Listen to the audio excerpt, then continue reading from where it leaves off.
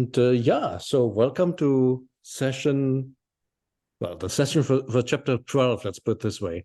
Chapter 12 was a lot of definitions, which Neveu is going to be using later. So I was thinking what we could do for that is essentially just flip through the chapter and see what kind of questions there are, what everybody has understood. Some of it is very theoretical.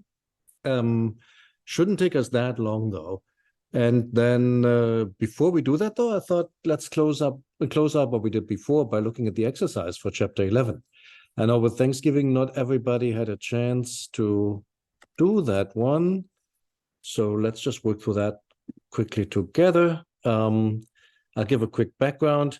So we did pick a section again from Wenamun. Last time, what happened was that Wenamun, on his mission in the Levant, is basically on the way with the boat that has been hired for him, has some gold, some silver, I think a statue of Amun, some other things in his possession, ultimately on the way to procure wood for the temple of Amun, all the way in Thebes, that's where he wants to bring it, but he's on the way to Syria, I believe so, on the way to Syria, on a stop there with the checker, and has his gold stolen, funny enough, by one of his own men, who makes off in the middle of the night, takes the gold and silver with him, and then Wenamun goes to Beder, the chef of the checker, to complain about what has happened and basically asking for his money back, claiming that, well, it's not really just my money, it belongs to Amun-Le, to Mendes, who's running things right now in Egypt together with the main priest.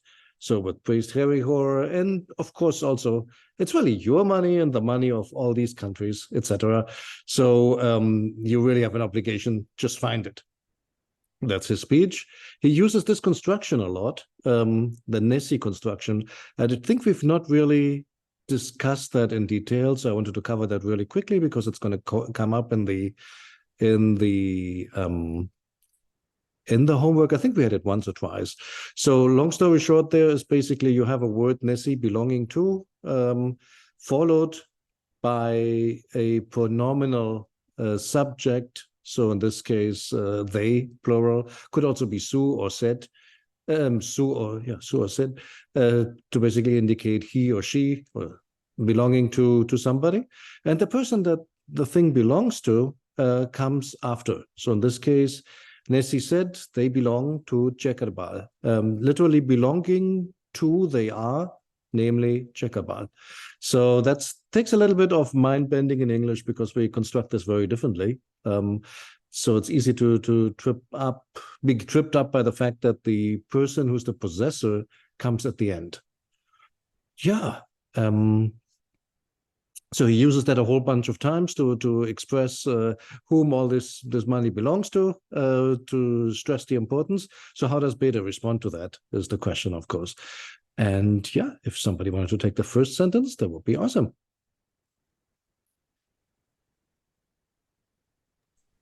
I'll start. Sounds good. Up here a little bit. All right. So we have UF Jedini. Should I put in this Denise? Sorry to interrupt, but let me do this. Let me write it down as we say. So UF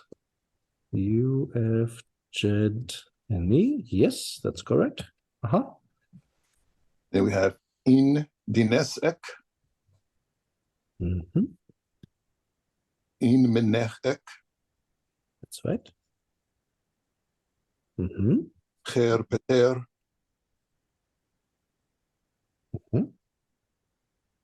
Bu'ir Ama'a. Yeah. I'm sorry. Ir-i. Perfect. You know what I was thinking.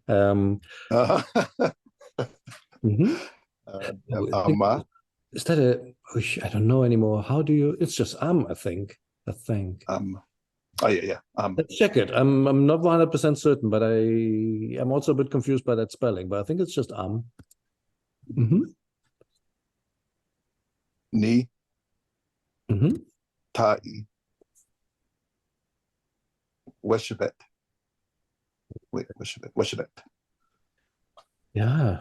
I'll keep the T. I mean, it has a feminine article, but maybe Oh, it's there. I mean, it's written, so I'll keep it. Yeah. Then we have E, Jedek in E. Jedek, that's right. And perfect. All right, good job. How about the translation or any questions on vocabulary?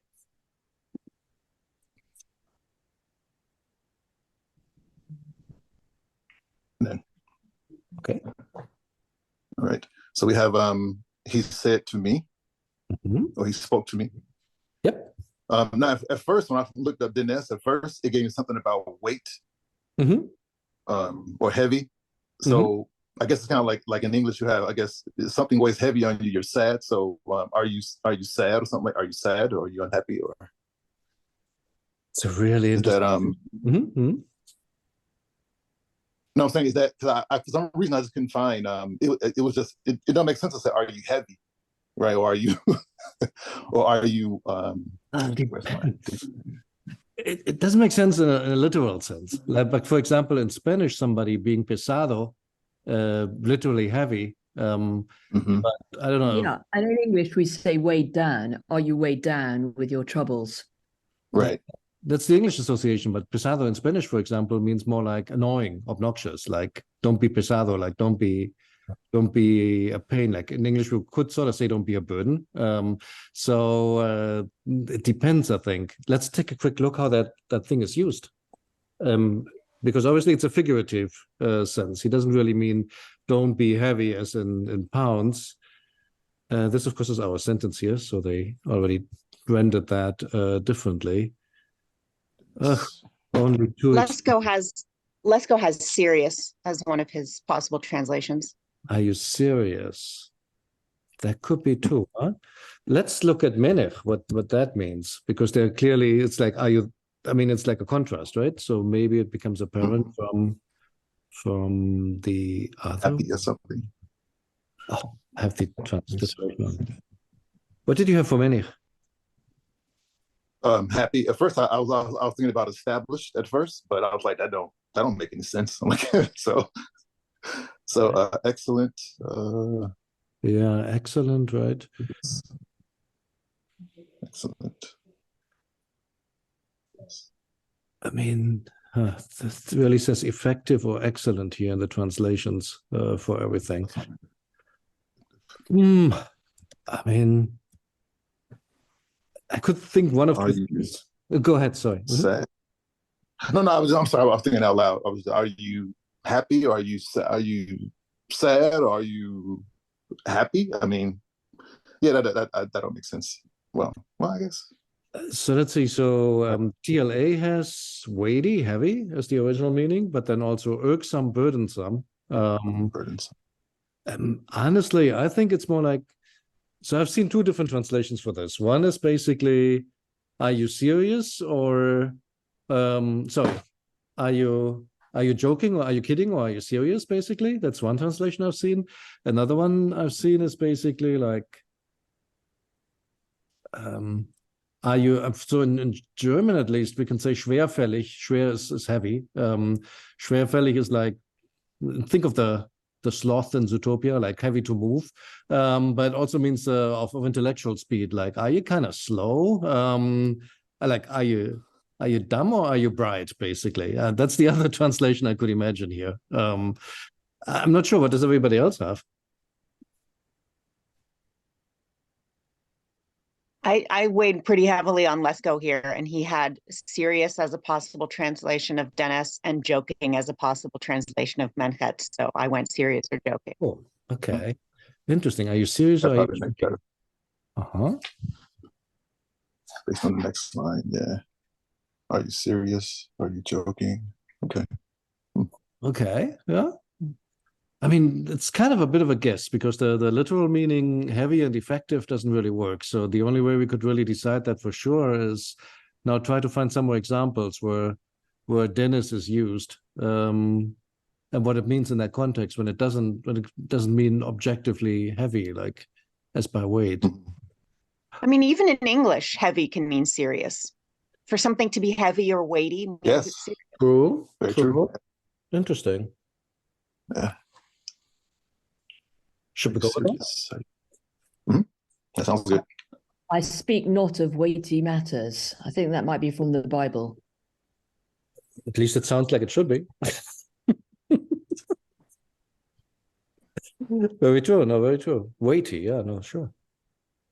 All right. Shall we take that for the first part? And what about the rest? Prepare. So I want to say and I guess and seeing. And seeing. I guess I did not understand, or I did not understand the question. That kind of word for Question? no, Weshabet. Weshabet. Doesn't it mean to ask or the thing that you do when somebody asks. answer? That's right. Worship in Coptic is still answer. Answer. This answer. Mm-hmm. So wait, so I did not understand, or I did not know this, or know how to answer? Yeah, no, that's where the negative aorist becomes interesting, and we just covered that in passing. We talked a lot about bun, the normal negation, namely bn. Whoops, don't have the right font on. It's better, but so the bu and the bu iri, basically that becomes mere in Coptic, spelled like this for our Copticus. No, for our Copts. And that basically is more like I cannot. It's like a negative. I simply cannot. I cannot, namely what? Literally, like you said, means no, but I think in this case I would translate it with understand. It makes more sense. Namely what? Namely anti-wishabet, ejedic nai. And where's the N coming from? The N is coming from I think that's M. So it's really M is the preposition that goes with this verb. So that's really what it is. And yeah, I think you had the rest already. Tai wishabet, ejedic N. We didn't really discuss ejedic formally yet, but it's one of the relatives, relative forms. So like a relative sentence in English. And we'll later get into when you have to use NT and when you can use the relative, what that depends on. For the moment, I just take it as given. She said to me. So the negative. That's that what you said to me, right? Right. That's what you said to me. That's the latter part. And so the wo iri am n would basically be. So basically, I can't get what you're saying. He's using the negative aorist to basically is like, this is outside of my realm. I don't get this. Instead of simply just factually stating, I can't understand. It's more like, I fail to understand what you're saying. Very good. So grammar points. You had the question particle in there in Coptic. So it's really just is either or, basically, are you or are you, however you want to render that in English. We had the Peter as to look, see, with a little ch, the and in front, one of the many negations.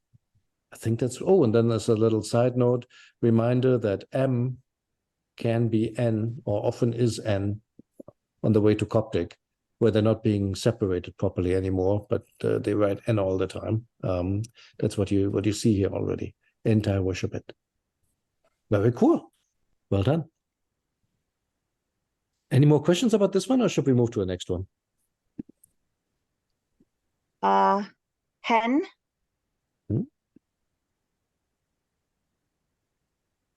Ichai. Oops. Where's my transliteration keyboard? Ichai. Like this? Iunesi supaita. I forgot how to spell Nessie properly. Is it like Ness this? or Nessie? Yeah. Something like that? I don't know. Nessie supaita.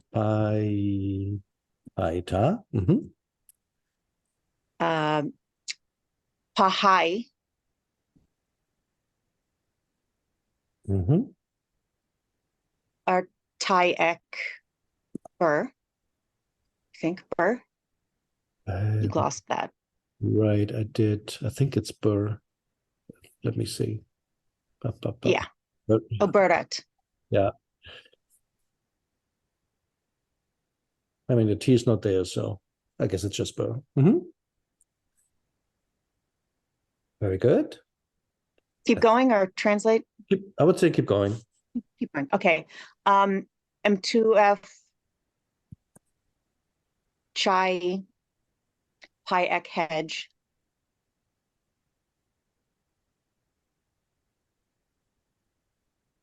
Mm-hmm. Wenu.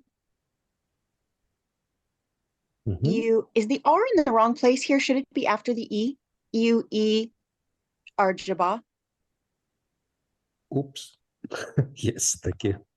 It is another place. Let me fix this.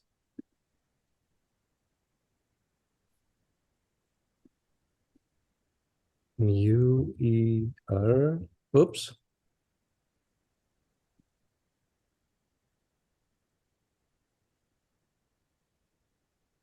Arjaba. Jaba F. Jaba F Anek. Awesome. Mm-hmm. M Pi E Uja. Uja. Yeah. Sha'at Sha'at U. Sha'at. I guess that is I think it's the third person plural. They right. find Gemi or Gem.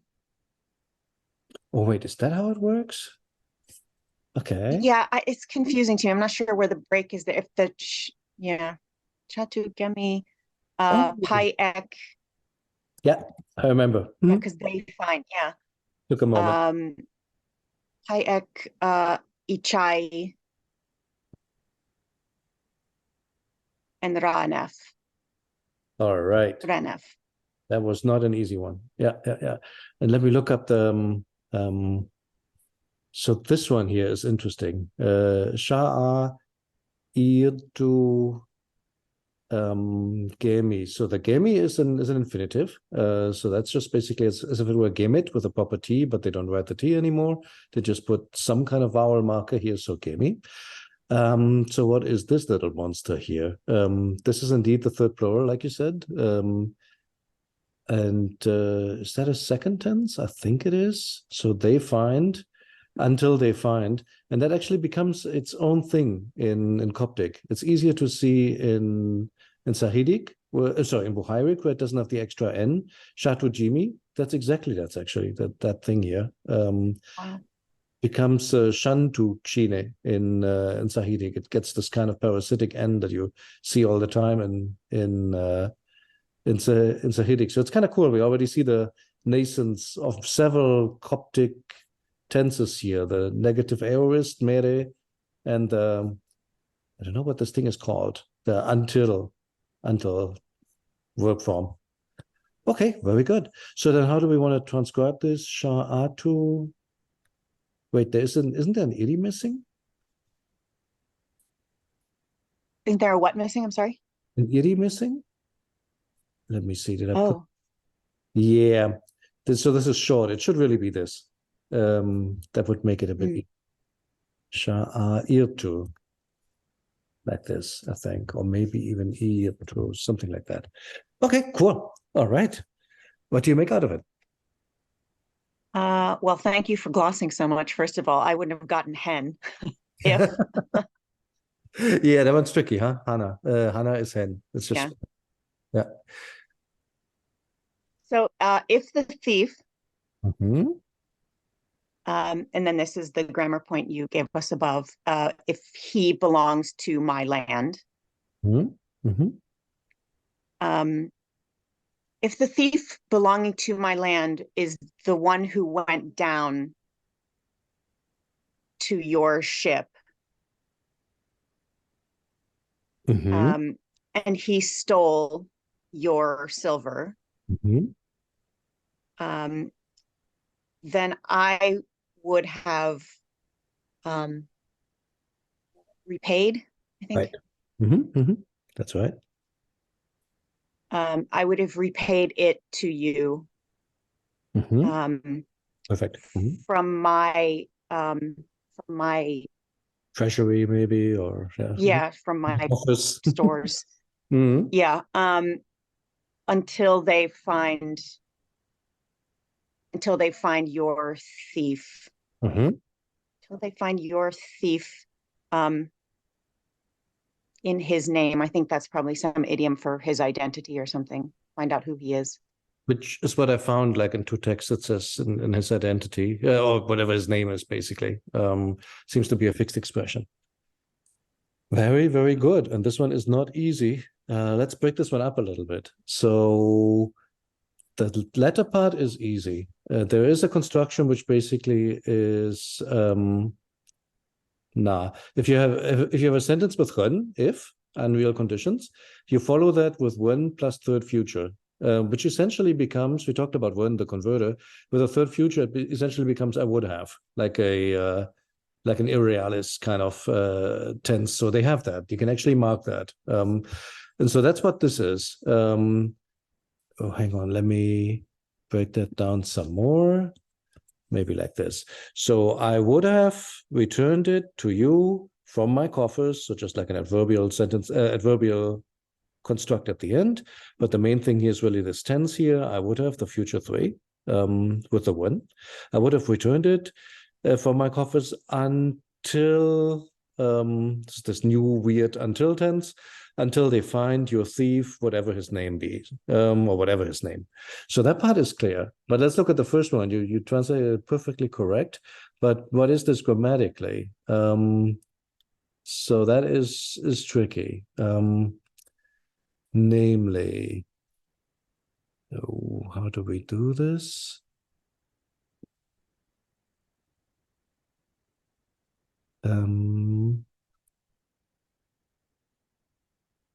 So what's the subject in this one?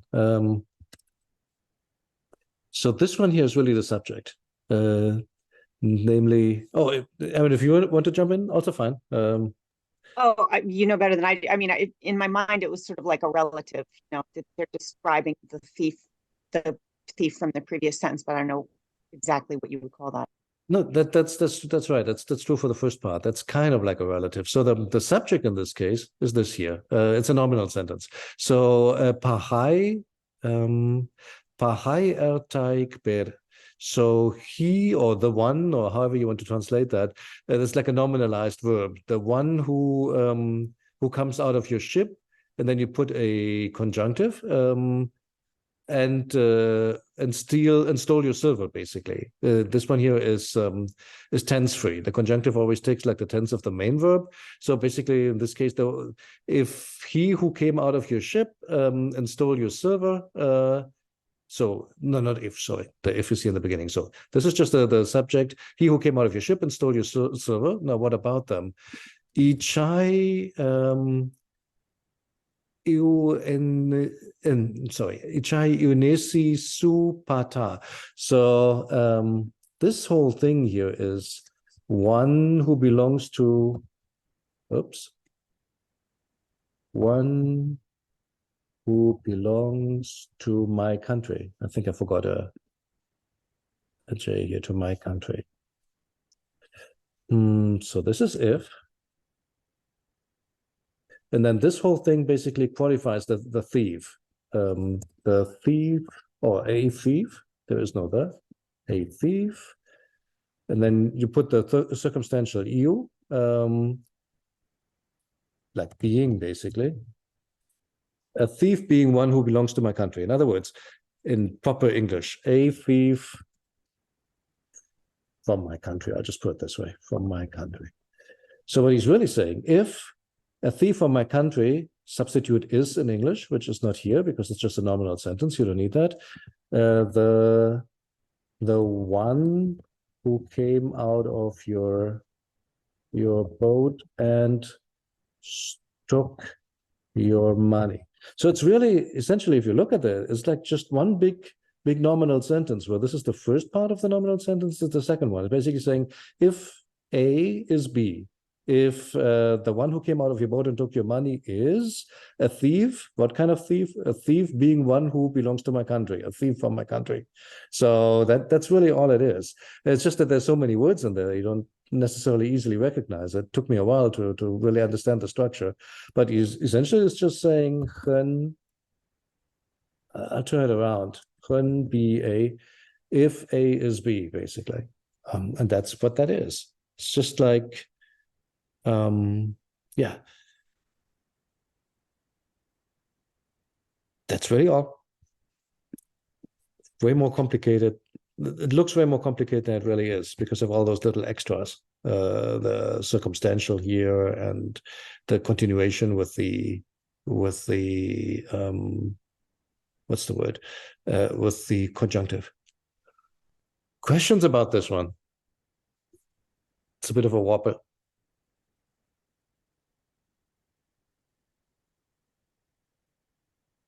If not, or if you didn't have a chance to do the homework in advance, take a look at this one, make sure you understand it. We'll do nominal sentence at a later date, but normally nominal sentence is similar to Coptic. I mean, a few different options. It can just basically be like A, B, A is B, or you can have some kind of addition of a copula there, some kind of linking. Yeah, what is that? A pronoun, basically. Never, well, not in the present tense, no verb to be. So it's really just like a equals B kind of construction that we have here. Very cool. Then let's tackle the last one. Any takers for this one? I'll try and at least say a small part of it, just to so that Claudia can know quite how bad I am. Okay. Imi ir pa pai chai. Oh, hang on, too fast for me. Yeah. Is it too fast for me? Oops, what on earth? Not pi, it's pa, ichai, yeah. Ichai, yes, that's right. And then is this j or is it a? You mean this one? I'm no, before that. This is before another. that. Before that, the fingers. Oh, this one here. That's still part of the verb to, or it says, is that a verb? No, that's a noun. Of the noun, basically to steal. It has a finger at the end because, I mean, long fingers. And since you're doing it by force, since you're doing it by force, it has the hand with a stick on it. So you got ahead of yourself in the transcription, Aurelio. The first one's just ichai, the noun. Okay, so this here goes away like this. Yeah, then. Is that right? Yeah. Okay, thank you. Yeah, I got. Okay, now we're on this finger stealing thing. So that you're saying that's part of the word. That's part of the word. I mean, you always have this thing where you have all the sound signs in the beginning, and then you have the meaning signs at the end. And so basically here the sound part is over, and then you're just adding some determinatives to basically indicate what this word means, what semantic field it belongs to. And endings may come after that, but generally that's the end of the word. Can I just try this first bit then? So yeah. Yeah. Okay, I don't know what yeah is. We had it it can mean indeed, or it could be because. Either would fit in this context. It's like one of the particles.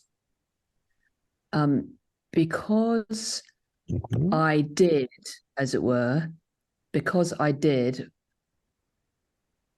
Yeah, just you're thinking of Erie, which would look like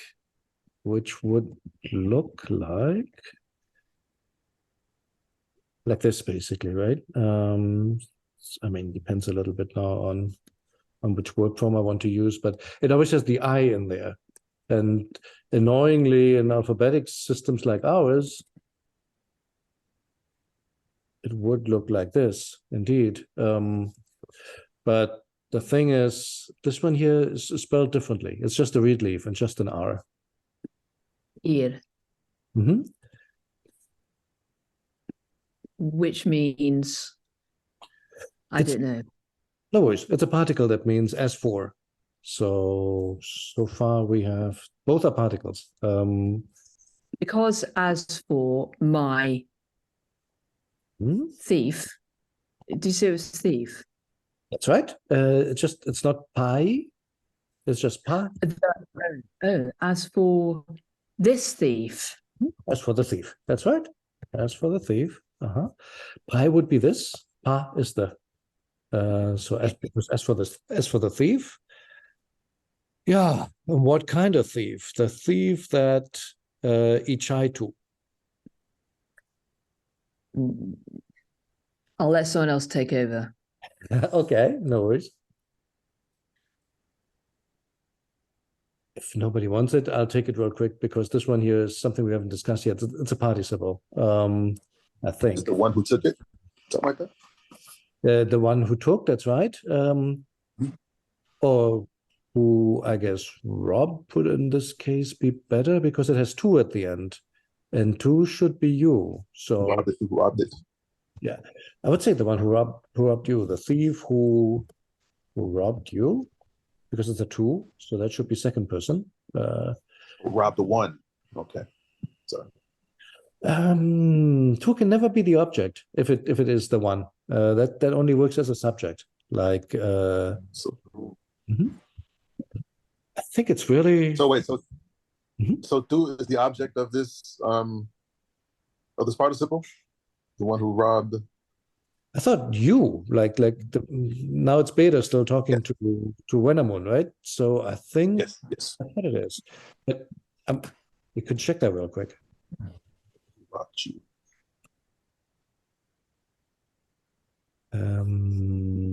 Just need to find. How do I find Wenamun quickly? Oh, we already had him here for Menchet, I think.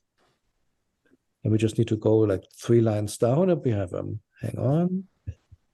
I'll just use the other word. What was it? Debes? Debes? No. Dennis. Yes, sir. Thank you. Here we go. Genau, exactly.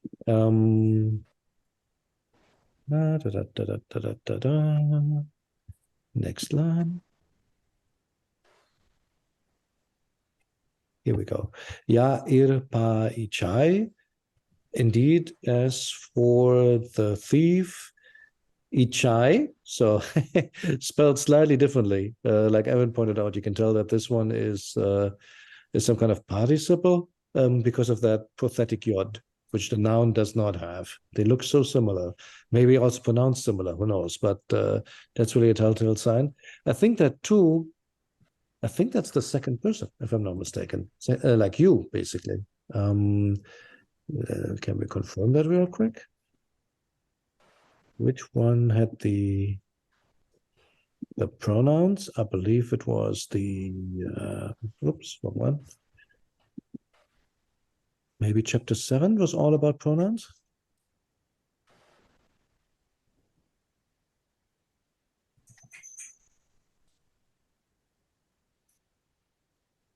One of these two.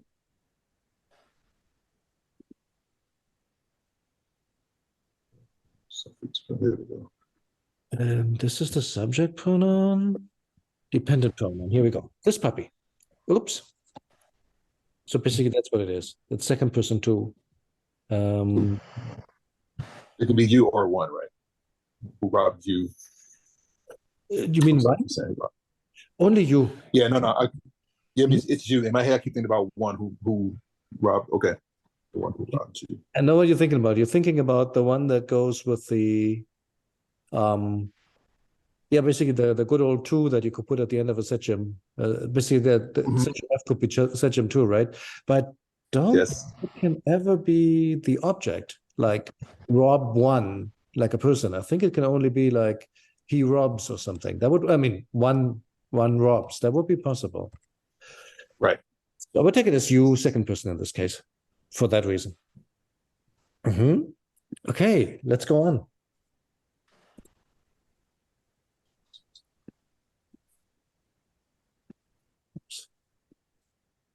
I'm sorry, I have a question, if I may, totally unrelated to grammar or even translation, if I may. That naked determinative, the hand with the stick, is that attached to an action or behavior that was considered immoral and punishable as a warning? Necessarily. Good point. It could be. That's actually a good point. I never thought of that. You also have it in the word strong, though, for example, like in Gat, or Necht, you have it in there as well, or victorious, where it's positively associated. So I don't think, but it's a very good point. I didn't think of that. You have so many pictures of so many images of thieves being hit, basically. So that's a really good association. Maybe I always thought it was just because you're doing it by force, in terms of the actor of the thief. It never occurred to me that it could mean the opposite. Like, what's going to happen to you? Who knows? Interesting association. Could be. But basically, it indicates that, yeah, an act of strength, right? Something that happens by force, whether from you or to you. Good point. Should we bring this puppy home real quick?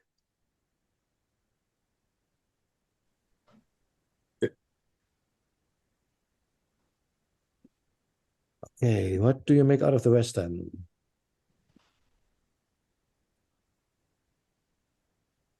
Is this open for everybody, or this is just open? Okay, so yeah, Teksu. Teksu. Yeah, this is interesting. We had briefly discussed that last time.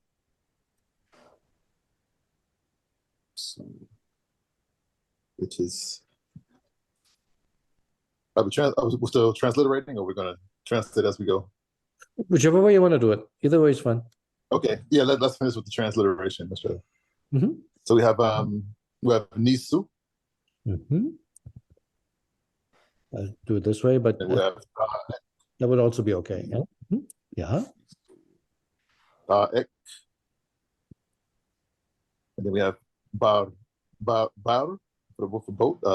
That's messing me up here. Yeah. That's right. Yes. All right. Okay, so we have the Teksu. So this is it yours, or yeah? Right. It or he is yours. So this is sent in for the possessive. Yours, he is, so to speak. He is yours. Nesutai. It belongs to your boat. That's right. Wait, no, I said it. Or he. Or it belongs to your boat. I think it's he in this case, though, because you're talking about the thief. If it were an object, then yes, it could be it. Yes. Right. Yeah, keep that in mind. Yes. He. Because literally, he is from your ship, or the guy would be, he is from your crew, or he is from your boat, he is from your ship. That's right. Exactly. I'm think of another. Yeah, it makes perfect sense, right? I mean, I would have given you the money if this was my thief, obviously, if it was one of my people, but this guy is from your boat, from your crew. What do you even want, basically? But considering, right, it's your own problem. Your circus, your monkey. But dealing with an Egyptian, well, on official mission, I guess he's being somewhat conciliatory with the last sentence. I'll take them one real quick. So he's basically saying, oops. So he has no, that's Iru. I'm not completely sure about the final form here. He has a W in there. In Chai Herul D R Kai, I think. I have to look some of them up. I'm not completely sure, actually. Somebody has them, just correct me, because I'm working from memory here. Ucha just cur or cur. Strangely. Oh, that makes more sense, actually. You mean this one here, right? Like, Yeah. or just cur? Not even an aleph, just Q. Oh, okay. I All right. couldn't tell you why. No, it's a little bit like Heru. Probably the R isn't there anymore, and you just put some kind of consonant there to indicate that, hey, this is not just a k, there's some kind of vowel sound going on. So yeah, so basically what this is an imperative for ire. Name in Coptic would be ari, so do, make, or with time words it can mean or it always means to pass, to spend time. So in Egyptian, you make years or you make days, and that's basically the standard expression for to pass days or to pass years. And what I'm not sure about the enchai here. I mean, that's what it says here. Feels like there's at least one consonant too many in here. But what he's basically saying is some days. So that would be chen in Coptic, because they have another N following there in Coptic, which we don't. So chen ho, some days, spend some days where die here, kerni, towards the side of me, so by my side, uchai, I've missed something. This is a subjunctive, so that I may look for it. Ucha is to search. Uchai, so that I may search. That I may search for what? For him, namely the thief. So basically, he's saying he's being conciliatory. Spend some days here by my side, so that I may find him. Okay. Next time we'll see how that goes over. But I would say enough for today on this one. Not easy. I mean, this is native level stuff with rather complex grammar. I thought everybody did very well. So this is definitely not easy. But what I really liked about it is that a ton of the grammar points we discussed, they're all in here. Possessive, particles, negations, question words. So yeah. Cool. Shall we quickly switch to Neveu? There are some chat messages.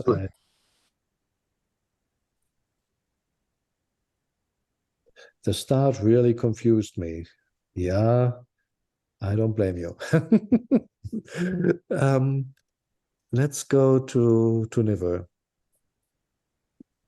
So what we've done is last time we finished the morphology section, and now it's going to be all about syntax. And maybe let's take a quick look at what's to come.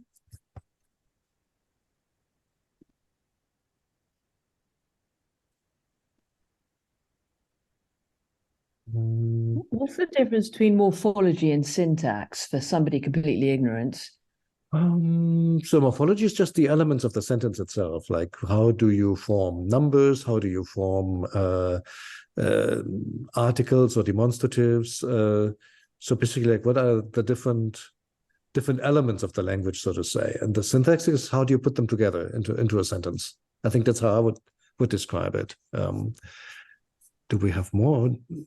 Anybody more linguistically inclined than me wants to jump in? I'm not always that strong on formal terminology, but that's how I would define it.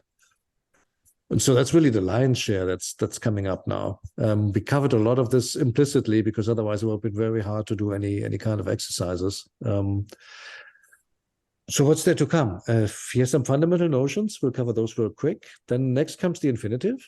I think we can slay that in one session because we've worked with it a lot. So I would just say for next time, just read through 13 and bring in any questions. Then comes the pseudo participle. That's really useful. That's what's going to be the qualitative later in Coptic. So that special verb form that you use to say that something has reached a certain state. It comes from an older perfect form of verbs. It used to be a fully fledged past tense, essentially in like pre-Egyptian times, and in Middle Egyptian, it's some sort of a zwitter, basically, where it has partially the function to indicate a state and partially still like full verbal power, depending on which verb and which construction. And so that one we should definitely talk about. It's cognate with the perfect in Arabic and in Hebrew, which I think is really cool. It has the same endings, basically. And then we come into the individual verb forms. Perfective subject F, the first present, which we already covered, the negative aorist that we briefly talked about today, when something is generally not true. Some other verb forms, basically. I think we can do those like essentially a chapter at a time per session would be my proposal. So I think we're going to gain ground really quickly. This stuff here, the non-verbal forms, they will take a bit of time. That's where you have all those participle and relative forms. And when you use which one, that's going to be a bit more involved. And then come essentially special sentence types, like, for example, that we had discussed before, S4, which you can also use to make conditional sentences. When this happens, then that. And a few other special cases. And that's it, really. So, but before we get into all that, chapter 12, he has some fundamental notions that he wants to define. So he has it out of the way, I think. And like I said, I'm not the greatest on formal discourse terminology and whatnot. So let's see how much we can make out of that. One term that he uses is initial. Now that's important because that sometimes influences the meaning of a verb. If it can be used in an initial position, so basically starting a paragraph, starting a full sentence, or if it is a non-initial form that can only appear after some other things. Like, for example, the UER, the third future, that can be initial. The UF that you use for, like, for example, a circumstantial, that cannot be initial. That always comes after something else. You introduce the circumstance after you've spoken about the main thing. So that's one important concept, initiality and non-initiality. There's one case, especially if it's the beginning of the sentence or somewhere in the middle, basically determines what it means. So that's a good one to have. What else? He talks about narrative and non-narrative forms. I think. Can you just explain what enunciation means? I was really confused by that. Mikey, can somebody else do that? Because I don't know.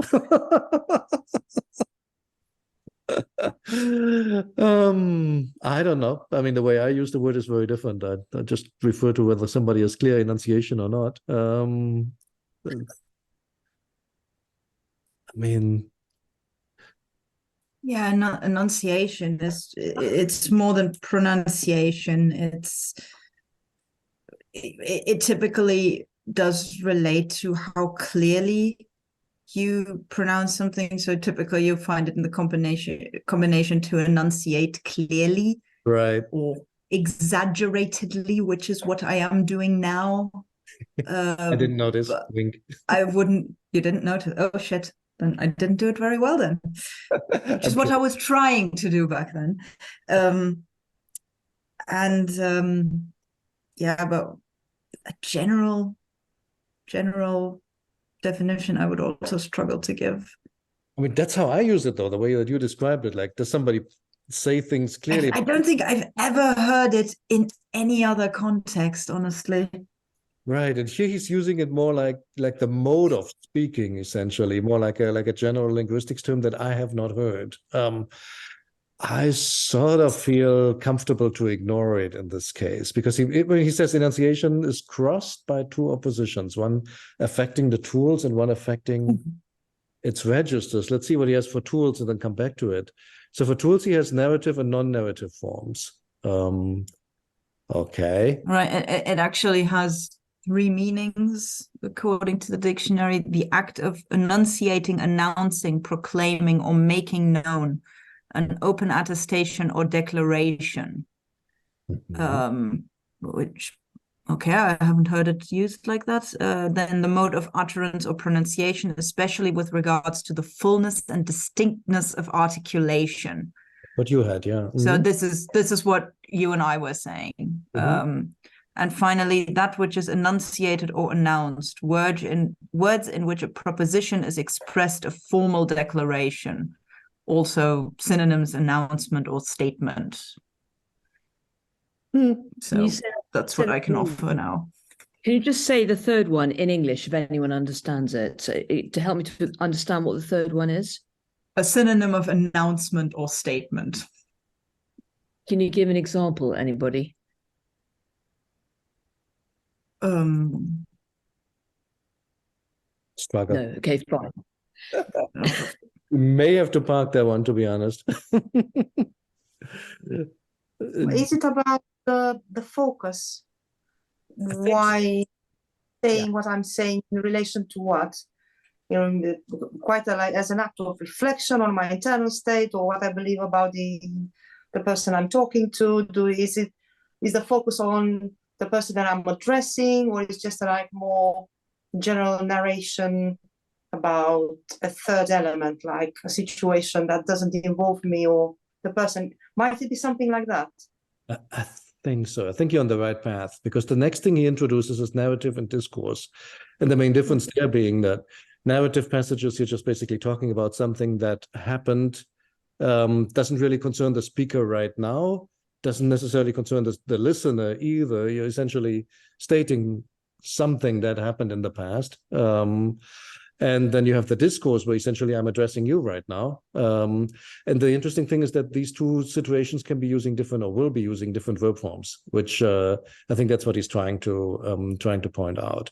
Also, in narrative forms, in a lot of languages, you have some special little verbs like inef and kaef, cheref, which you can use at the close of a sentence. So normally it would be like jedef, he says at the beginning, and then, or some variation of that.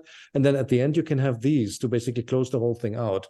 We don't do this in English much anymore, but you do it in Latin, for example. Incrit, ait, there are a few of these where you like basically, these are really used to mark quotes. So I think that's one thing, to your point. Like what's the communication purpose, strategy, mode? I don't know what to call that. But I think that's what he's aiming at. So one thing is, are you narrating an event, or are you conversing with somebody directly? And I think he's trying to define that.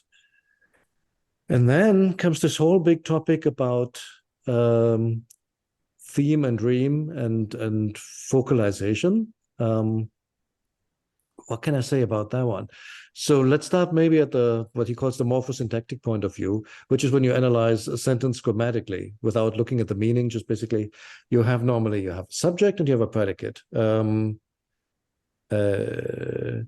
am going to Egypt next year, I wish. But let's say the I is the subject, and am going to Egypt is what is being said about the subject, the predicate, right? And so that would be like the most basic grammatical analysis. But you can do some interesting things. You could, for example, say, you could put like, next year, I'm going to Egypt. So now I'm putting a focus on what's happening next year. It's still, the subject is still I, and going to Egypt is still the predicate, but I've done something else. I've introduced some kind of theme, like as for, or make it even more obvious. Like,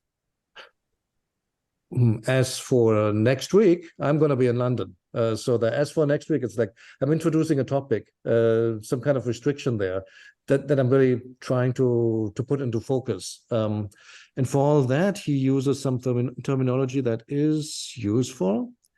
The first one is marked and unmarked sentences. What he means by marked is, for example, I say, I have my meals at the restaurant. Everything is in its normal place. Subject at the beginning. The rest of the sentence is the way that you would normally construct it in English. If you flip it around, if you make it, for example, my meals, I have them at the restaurant. Now I'm putting my meals as a topic in front. The first position is not the subject anymore. You have a so-called marked theme now.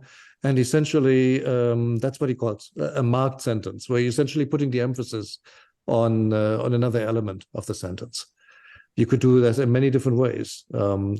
It is at the restaurant that I have my meals. I have my meals at the restaurant, etc. You can focus on different things.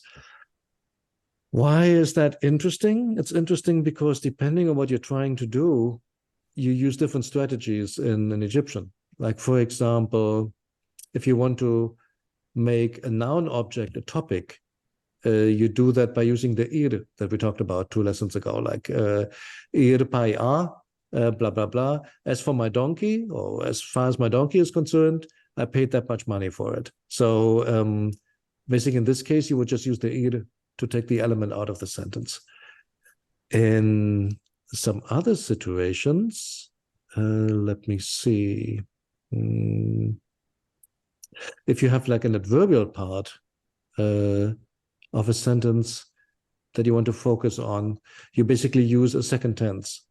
So die is to give, right? Dit gemet deben not cuarenta, we know in Spanish. What is that? It's geme in Coptic. Hem? Yeah, hem. Oh, for 40? Yeah, 40, you're right. So dit gemet deben gemet. So give 40 deben.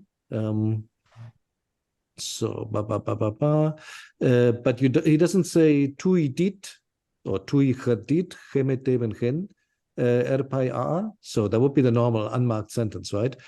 Tui gedit, I upon giving, I'm giving gemet deben gen erpai a.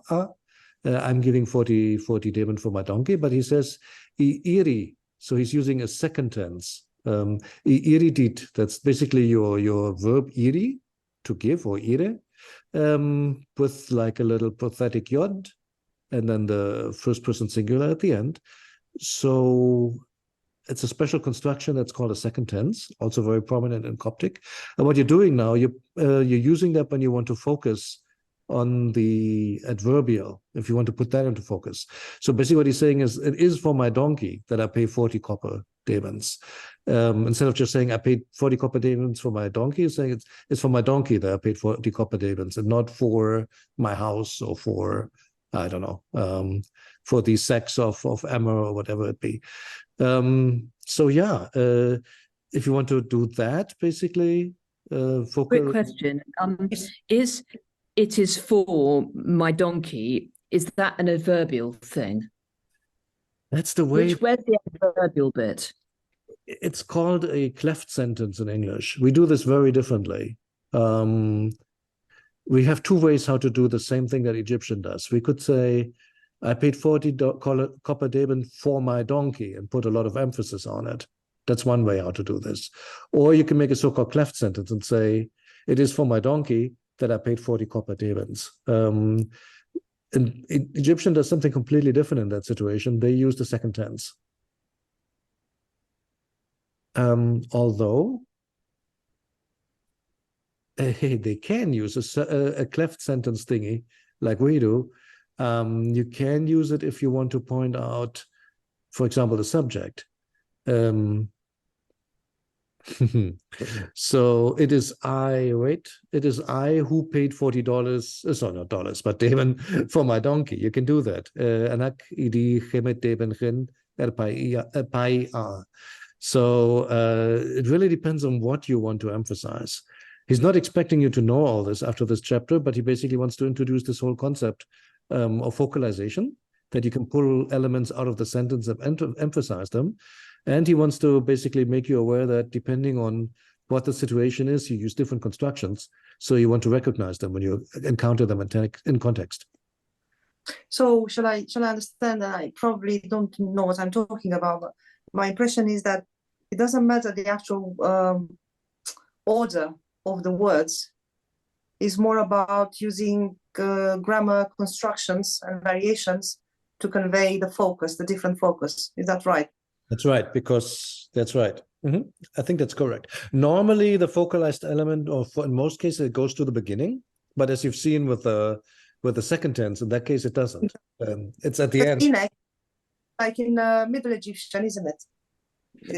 The emphasis in myself, I. Like the cleft sentences. That's the example.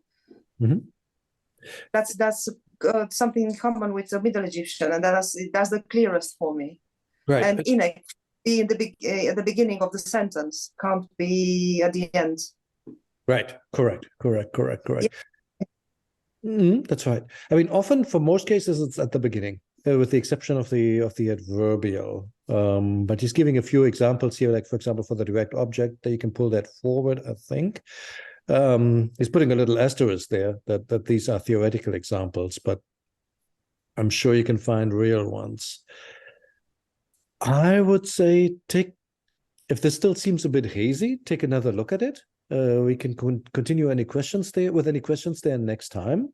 But otherwise, I would also say, please take a look at chapter 13. That one's going to be easy compared to 12 because it's very hands-on and lots of examples. And I would say let's pick that up, both of those topics, next time. Any remaining questions on 12 and anything on 13? Sounds good?